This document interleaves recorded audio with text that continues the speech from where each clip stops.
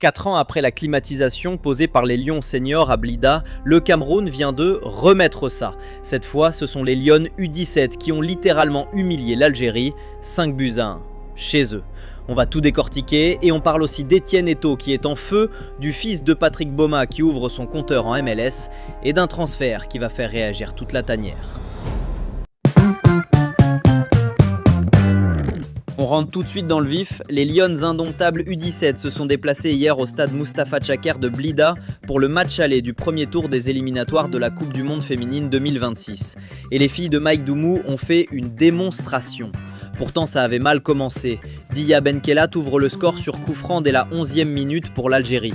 Là tu te dis, aïe, ça sent le piège. Mais les Lions n'ont pas tremblé une seconde. Andrea Mimbama égalise à la 33e. Et à la reprise, c'est le raz-de-marée. Ren Kenung inscrit un doublé à la 49e et à la 61e, le deuxième sur une boulette monumentale de la gardienne algérienne. La rentrante Merveille Biki enfonce le clou à la 67e et Mimbama, elle, termine le travail à la 80e avec son doublé personnel. Score final 5-1. 4 ans après la clim posée par Toko Ekambi et les Lions au même endroit, le Cameroun rappelle à l'Algérie que Blida, c'est devenu notre deuxième maison. Match retour samedi prochain à Yaoundé, autant dire que c'est plié. Mais restez bien jusqu'au bout parce que dans quelques minutes, on va parler d'un jeune Camerounais de 17 ans qui s'envole en ce moment même vers la France pour signer dans un club historique de Ligue 2. Vous allez voir de qui il s'agit. Vous êtes encore très nombreux à nous suivre sans vous être abonnés. Merci de prendre quelques secondes pour vous abonner et de laisser un like si ce contenu vous plaît. Ça nous encourage à vous produire du contenu de meilleure qualité. On passe en Ligue 1 française. Lyon recevait Lorient hier pour la 29e journée et Arthur Avom était titulaire au milieu de terrain comme d'habitude. Mais ce qui est notable, c'est qu'il a dû récupérer le brassard de capitaine après la sortie sur blessure de Théo Lebris à la 23e minute. À seulement 21 ans, Avom qui porte le brassard de capitaine en Ligue 1, c'est un signal fort. Malheureusement, Lorient s'est incliné 2-0, mais la saison de ce gamin confirme tout le bien qu'on pense de lui.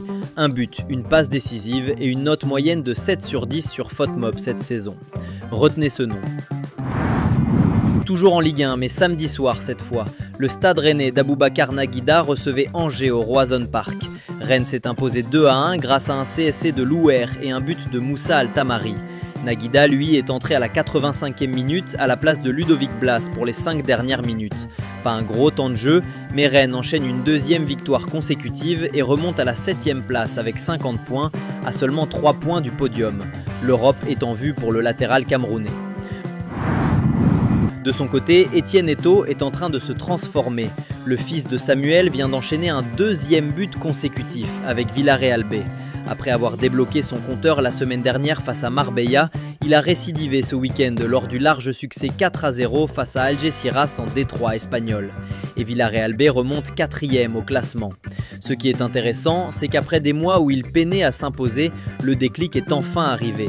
2 buts en 2 matchs, plus d'activité dans le jeu, plus de confiance devant le but. On est clairement sur un joueur en pleine montée en puissance.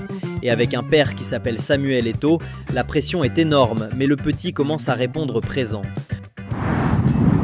On s'envole maintenant pour la Turquie, et là, accrochez-vous au scénario. Göztepe menait 1-0 face à Kasım Pasa, puis s'est retrouvé mené 1-3. La messe semblait dite. G réduit le score à 2-3 sur penalty à la 82e. Et à la 89e minute, Malcolm Bokele, le défenseur camerounais, surgit pour planter le but de l'égalisation 3-3. Deuxième but sur ses 3 derniers matchs pour l'ancien bordelais. Bokele, c'est un défenseur qui marque comme un attaquant en ce moment. Il est en train de devenir l'homme providentiel de Göztepe dans la course aux places européennes. En Serie A, Zambo Anguissa était titulaire face à Parme. Le Lion indomptable a disputé 56 minutes avant de céder sa place dans un match où Naples a dû courir après le score. Parme avait ouvert le score et Naples a égalisé 4 minutes après la sortie d'Anguissa. Le nul permet quand même à Naples de conforter sa 2e place au classement devant le Milan AC. Cette saison, Anguissa c'est 5 buts et 4 passes décisives. Il reste un métronome au milieu du terrain napolitain et surtout un cadre indiscutable de la tanière.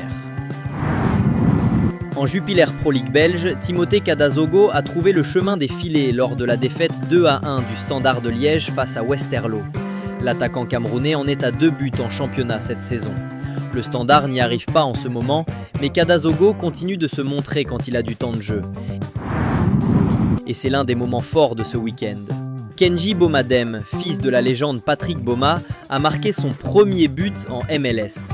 Entré à la 88e minute face à Toronto FC, alors que Cincinnati jouait à 10 contre 11 après l'expulsion de Kevin Denki, Bomadem a surgi dans le temps additionnel pour arracher le nul 1-1. Le gamin n'a eu que 4 minutes sur le terrain et il a fait ce que personne n'attendait. Un sang-froid incroyable dans une situation désespérée. En infériorité numérique, en déplacement, en fin de match.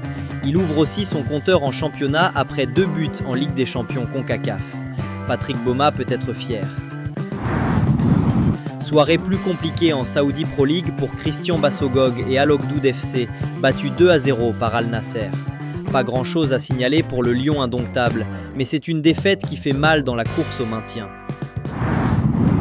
En National 3, Angel Yonjo a fait un festival avec la réserve du LOSC.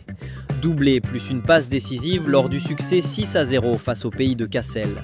Le jeune attaquant camerounais compte désormais 10 buts et 2 passes décisives en championnat cette saison.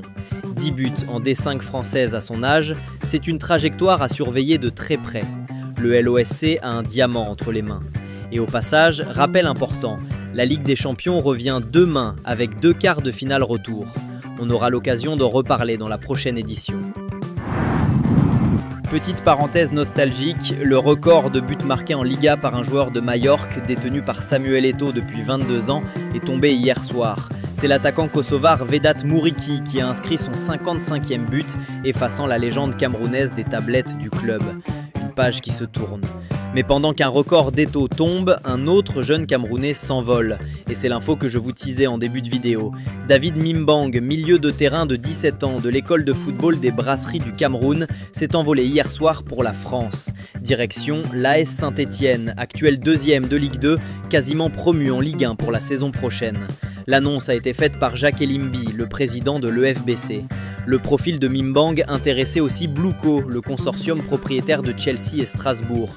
Mais c'est l'ASSE qui a convaincu le joueur et son entourage. La signature officielle est prévue le 15 août, date de sa majorité. Le FBC, c'est le même centre qui a révélé Carlos Baleba, aujourd'hui en Première Ligue. On surveille ça de très près. On quitte le foot pour un petit tour en NBA. Pour le dernier match de la saison régulière, John Tonje a profité du temps de jeu qui lui a été donné pour signer son record en carrière avec Boston. Le jeune rookie camerounais de 24 ans, drafté 53e par Utah l'an dernier avant d'être transféré à Boston, évolue en two-way contract.